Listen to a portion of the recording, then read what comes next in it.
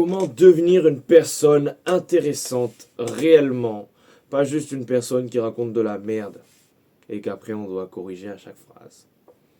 Et bien sûr qui tourne en rond et qui devient ennuyeuse. Maintenant, laissez-moi cuisiner. C'est très simple. Dans la discussion, nous conversons entre esprits. C'est pas notre corps qui parle, à moins qu'on parle d'autre chose, mais là, ce n'est pas la communication des corps, c'est la communication des esprits et la connexion des esprits. Et ainsi, il faut avoir un esprit bien nourri, bien doté, bien construit. Comment on a un esprit bien construit, bien nourri, bien doté, etc.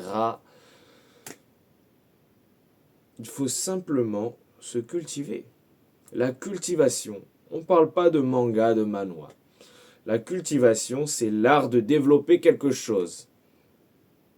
Et donc, pour devenir intéressant, il faut cultiver son esprit. Cultiver son esprit, c'est pas juste écrire des formules. J'ai oublié déjà la formule. A2 carré plus B au carré égale quelque chose. J'ai oublié ma formule car je n'étudie plus ces maths de niveau collège ou high school, je ne sais plus. Mais bon, se cultiver, ce n'est pas ça. Parce que quand tu es dans une conversation, il y a peu de chances que tu utilises ça. Cependant, tu peux lire des livres, les classiques, mais pas que ça.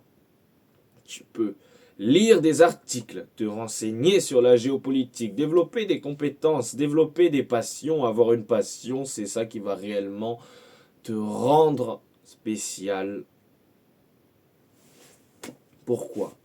Parce que quand tu as une passion, déjà ça te permet de devenir, pas un expert, mais au moins quelqu'un qui connaît, un connaisseur, qui connaît des choses, qui a des choses à dire sur ce sujet. Et tu n'as pas besoin de sentir le travail, puisque tu aimes ça. Deuxièmement, lire des livres. J'ai parlé de classiques.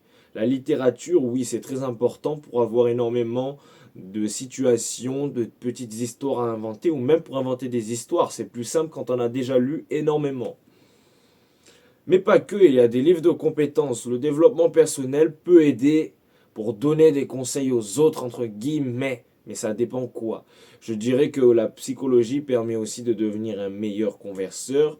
Aussi avoir des connaissances techniques sur la conversation et les techniques de conversation en elles-mêmes. Le storytelling, etc. Ça aide aussi. Mais ça, c'est vraiment technique. Pour devenir intéressant, il y a la partie technique et la partie essence.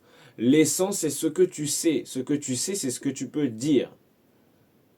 Ah voilà, là on devient clair. L'essence, c'est ce que tu peux dire. Donc, c'est tes passions, les activités, ce dont quoi tu nourris ton esprit. Ok.